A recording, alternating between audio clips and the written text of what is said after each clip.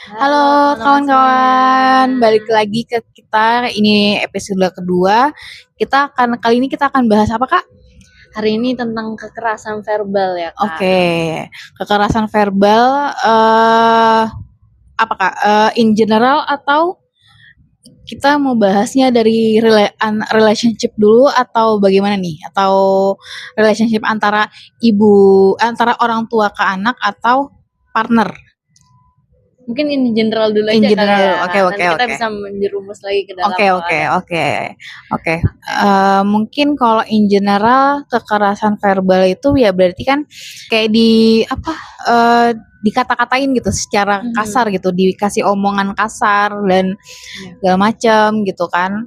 Dan itu, terjadi bisa ke semua aspek, bisa ke semua relationship gitu ya. Mhm. Misalkan kayak dari anak ke orang tua ke anak, terus antar pasangan gitu kan, Mhm. itu juga bisa gitu. Dalam Jadi pertemanan pun dalam bisa ya. pertemanan pun bisa Mhm. gitu, dalam pertemanan pun bisa. Dari yang kekerasan verbalnya yang mungkin ringan sampai yang eee, kesannya tuh sangat nyakitin nyakitin perasaan banget gitu loh, dan Mhm. sangat tidak pantas orang manapun, individu manapun eee, mendapatkan kekerasan Kekerasan. verbal seperti itu gitu loh, Betul betul. gitu Kak. Ya mungkin aku tambahin dikit ya, Kak, Boleh dari boleh aku boleh ya. boleh. Kekerasan verbal ini sebenarnya ada dua aspek ya, kalau Oke, aku lihat. Jadi pertama itu dari isi kata-kata yang kita ungkapin gitu. betul. Jadi kalau isinya mengandung kata-kata yang kasar, yang menyakitkan, yang apa ya, menjelek-jelekan Mhm orang mhm lain mhm gitu ya, mhm.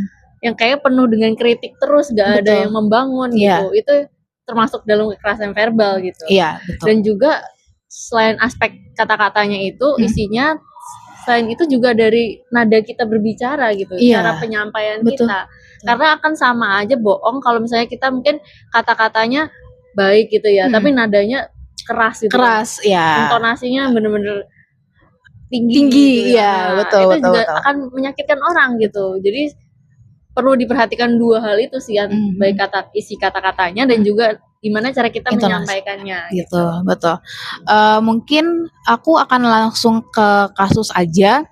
Jadi kalau misalkan kasus itu kan, misalkan nih kasus kayak antara, orang tua ke anak gitu. Jadi waktu itu pernah aku dalamin kasusnya itu, jadi si anak ini, kayak ya dia melakukan rutinitas selayaknya anak pada usia saat itu. Oke. Oke, itu si anak itu sekitar SMP, Hmm. terus abis itu, nah si anak ini tuh setiap kali pulang SMP, pulang sekolah gitu, itu selalu dikata-katain sama orang tuanya, sama Hmm. terutama si ibunya. Jadi ibunya tuh kayak selalu bilang, berasumsi bahwa anaknya ini nggak langsung pulang, jadi main main dulu. Oh. Padahal si anaknya ini bilang ke aku bahwa, "Enggak kok Kak, aku tuh langsung pulang, karena aku juga capek di Mhm. sekolah," gitu kan. Aku pernah nanganin kasus seperti itu gitu kan. Jadi dan itu bikin aku sedih gitu ya, maksudnya karena kan anak umur SMP kan masih membutuhkan rasa nyaman, rasa Betul aman gitu betul. kan dari orang tuanya, apalagi terutama ibu gitu kan. Ya. Masih masih harus bonding dengan ibunya lah gitu. Terus, ya udahlah gitu akhirnya, ditanganin oleh konselor keluarga saat itu juga gitu kan, baiknya seperti apa ibunya diberitahu gitu. Dan juga kalau nggak salah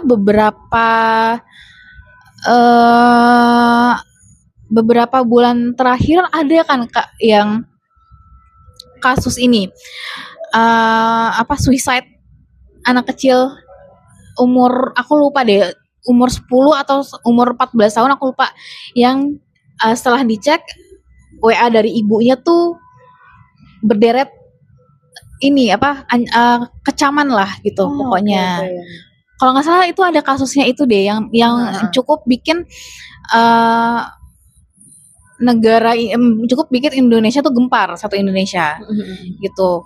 Jadi ya itulah gitu, maksudnya, sampai saat ini masih bingung sih gitu. Kenapa orang tua bisa seperti itu gitu ke anaknya gitu kan, ke anak yang ke individu yang harusnya dia kasih kenyamanan, dia kasih rasa aman gitu. Kenapa nggak bisa gitu? Iya. Gitu Kak Grace. Menurutku kata kunci yang tadi kakak sampaikan adalah berasumsinya itu ya. Iya.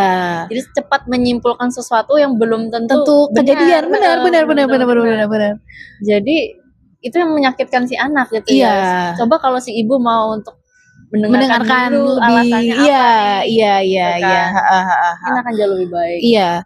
Nah, itu mungkin itu kasus yang satu itu cukup menggembarkan satu Indonesia karena ya di akhirnya kasus itu mencuat dan kenapa anak itu suicide itu jadi ngarahnya ke ibunya karena ibunya kekerasan verbal ke anaknya itu gitu loh. Cuman aku nggak tahu sekarang kasusnya sampai mana. Itu satu. Terus habis itu waktu itu pernah juga ada kasus kekerasan verbal partner. Jadi mereka ini sepasang suami istri. Terus habis itu, nah sang istrinya ini justru yang melakukan kekerasan verbal ke suami, gitu. Jadi ini cukup langka ya, karena kan biasanya kan yang melakukan kekerasan verbal kan prianya ya kan, suaminya kan, atau Ternyata bisa semuanya, bisa semua gender ternyata. Nah jadi ya udah gitu ya, pokoknya intinya adalah kata-katanya tuh udah sampai kayak binatang lah gitu kan, dan kasar gitu ya. Akhirnya ya si laki-laki ini ya jengah juga, jengah tuh bahasanya apa ya, capek juga gitu ngadepin kayak gitu kan. Jadinya ya udah mereka memutuskan untuk pisah gitu. Ya. Gitu sih Kak. Sebenarnya banyak sih kalau misalkan kita mau kulik-kulik jurnal gitu-gitu, itu banyak kasusnya gitu. Jadi kalau teman-teman mau memperdalami atau mau misalkan teman-teman punya kasus sendiri gitu yang teman-teman mengalami hal seperti itu gitu loh, ya mungkin bisa share ke kita gitu, share ke salur kisah cerita gitu. Iya, sebenarnya sangat disayangkan banget sih ya Kak. Betul, karena kayaknya memang zaman sekarang apalagi anak-anak muda juga rasanya terbiasa banget untuk ngomong kata-kata kasar. Nah itu sekarang itu tuh anak-anak SD atau TK sekalipun tuh kayaknya udah sering deh nemu atau dengar atau lihat langsung kalau mereka itu bilang sesuatu yang tidak sopan gitu loh. Kayak teriak misalkan, contohnya di perumahan aku itu kan belakangnya itu kayak perkampungan gitu loh. Jadi tapi sering main di komplek aku jadinya kan, anak-anak itu segala macam binatang itu dikeluarin. Buat manggil temennya aja gitu loh. Padahal maksud aku ya manggil temennya manggil nama aja gitu loh.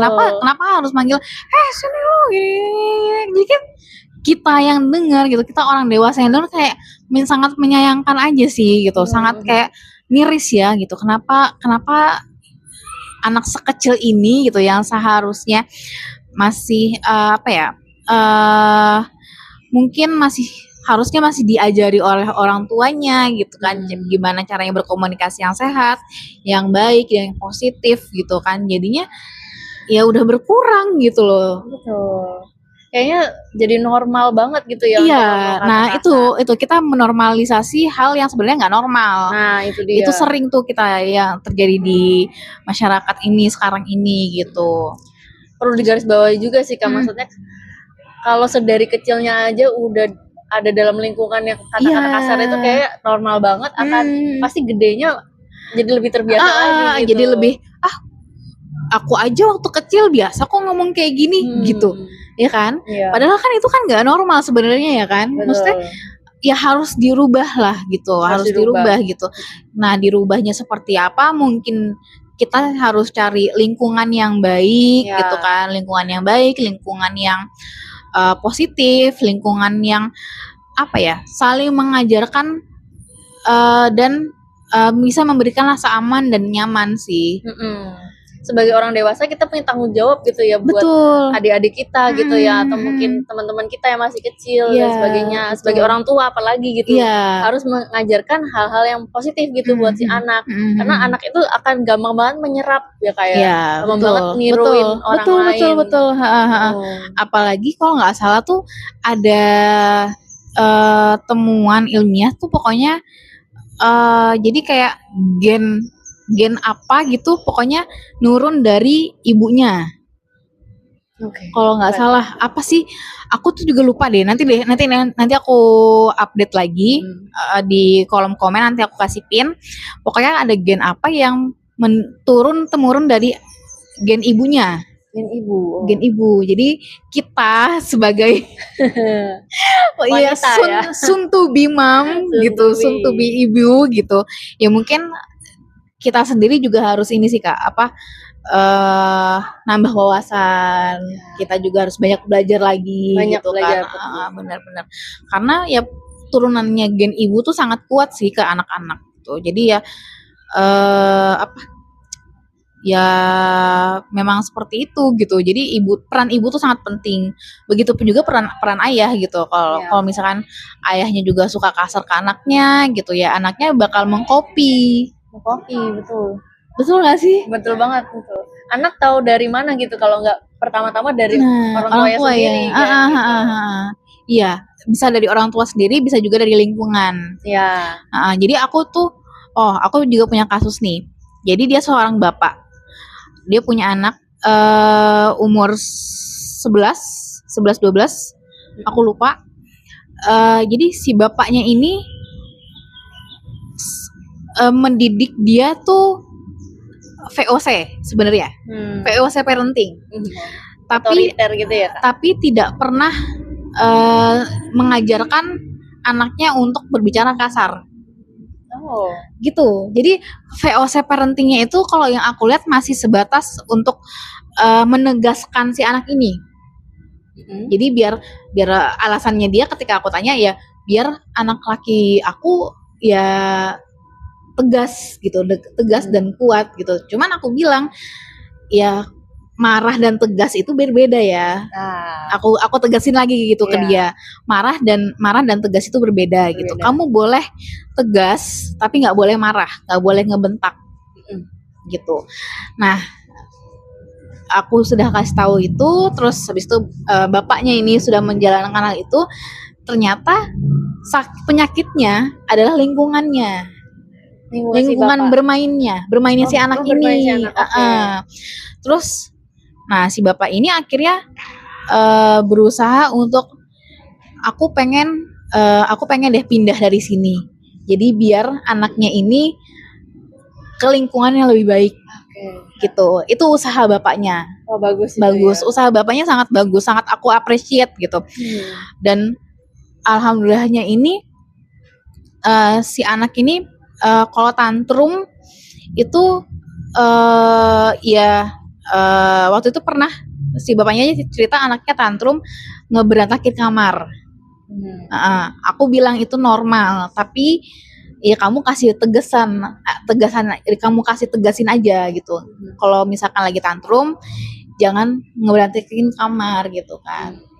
Iya udah gitu, oh ya udah gitu kan. Terus ternyata si anak ini juga sebenarnya yang aku lihat anak ini tuh sangat cerdas gitu, dan dia juga punya hobi musik juga, bapaknya juga bermusik juga gitu kan. Terus abis itu dia suka bola seperti bapaknya juga gitu kan. Jadi kan aku mikirnya oh ya udah, dia at least dia punya hobi, sesuatu yang bisa dia lakukan untuk mengeksplorasi dan untuk lebih mengurangi energinya dia. Karena dengan mengurangi energinya dia, tantrumnya kan akan less tantrum kan. Gitu sih. Kalau aku selalu ngomong ke bapaknya ya udah ajak jalan sore, ajak kemana sampai ya energinya dia habis, jadinya ya udah dia tinggal tidur ya istirahat gitu. Gitu sih kalau ke aku. Jadi lebih mengelola emosinya gitu ya. gitu sih. Kita iya, nggak cuman anak aja, kita semua deh gitu. Betul. Kita semua harus mengelola emosinya juga gitu. Betul. Begitu sih kalau dari aku. Mungkin Kak Grace punya kasus tersendiri atau kasus yang pernah Kak Grace alamin? Mungkin terkait kekerasan ini sebenarnya kita perlu ingat lagi bahwa dampaknya itu besar banget Betul, gitu ya. betul. Kayak mungkin kadang kita kayak cuma bercanda aja gitu, Iya. gitu kan, ngomong kata kasar, gak sengaja lah atau keceplosan gitu segala macam gitu kan. Tapi sebenarnya dampaknya itu membekas gitu ya ke hati orang yang mendengarkan gitu. Dan aku pernah ada di situasi itu Kak. Jadi waktu itu kan aku sempat ngekos gitu ya, ngekos wanita aja nih, ceritanya wanita aja sebenarnya. Cuman aku yang namanya anak yang baru ngekos jadi kayak kurang terbiasa lah dengan kehidupan perkos-kosan gitu ya.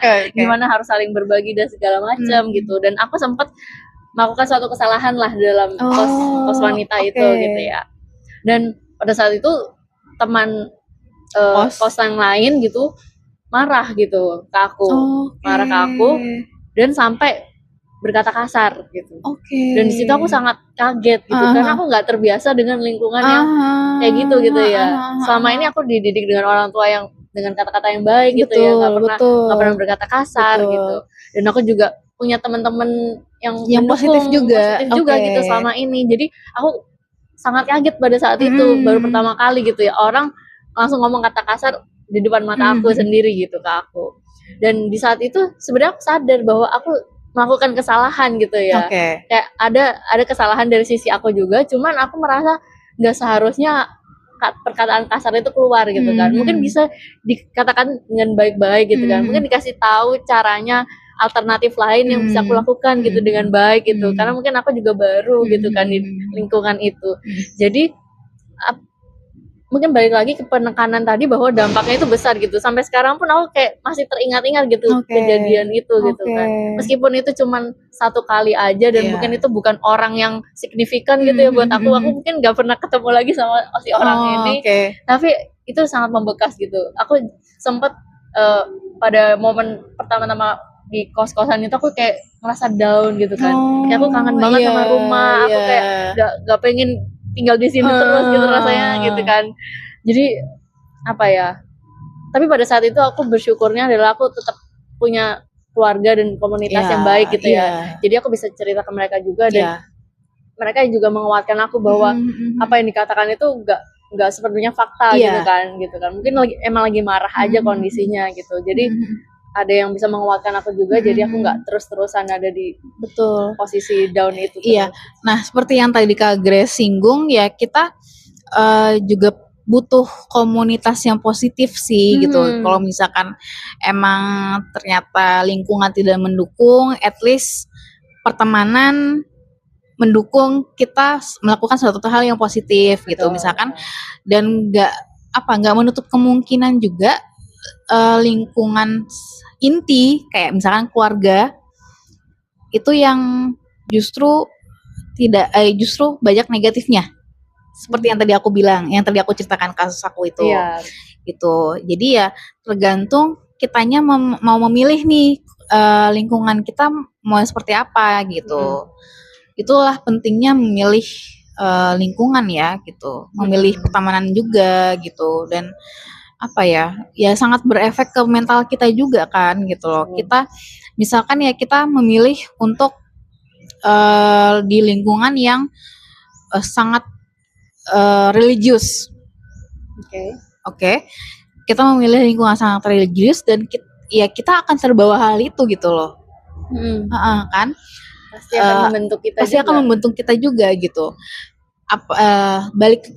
Kebalikannya kalau misalkan lingkungan kita tuh ya itu seperti tadi verbal abuse di mana-mana, terus kekerasan fisik, dan pokoknya yang semuanya hal-hal negatif tuh ada ya, kita ini sih akan mungkin gini, nggak akan terikut tapi kayak menormalisasikan. Ya itu tadi ya. Iya kan? Gitu. Jadi itu sih, jadi kayak gini, mungkin kalau misalkan kayak gitu baiknya adalah ya kita keluar dari lingkungan itu.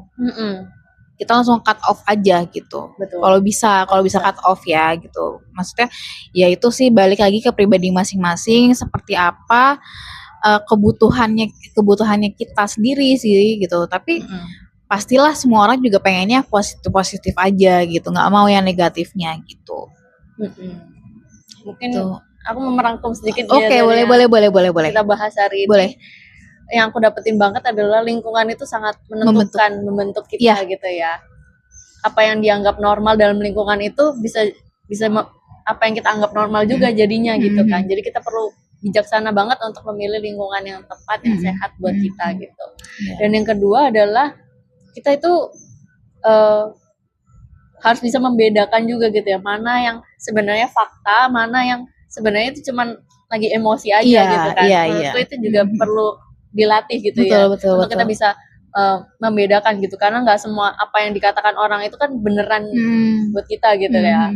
Sampai tahu kayak tadi contohnya tentang aku itu cuma lagi emosi aja gitu kan. Jadi kita perlu bisa membedakan itu juga. Gitu. Dan mungkin yang ketiga, yang terakhir adalah kalau dari sisi orang yang berkata kasar gitu ya, kita perlu belajar juga untuk memperhatikan sejauh mana dampaknya ini buat orang lain gitu. Nah itu penting, itu penting. Jadi kita kayak nggak bisa menilai dari sisi kita aja sendiri gitu kan, tapi kita harus berpikir jauh gitu. Kalau aku ngomong kayak gini, apa yang akan dirasakan oleh orang lain ya gitu. Jadi berpikir dulu sebelum bertindak sebelum berkata-kata gitu ya. Itu yang harus di highlight juga sih menurut aku. Iya.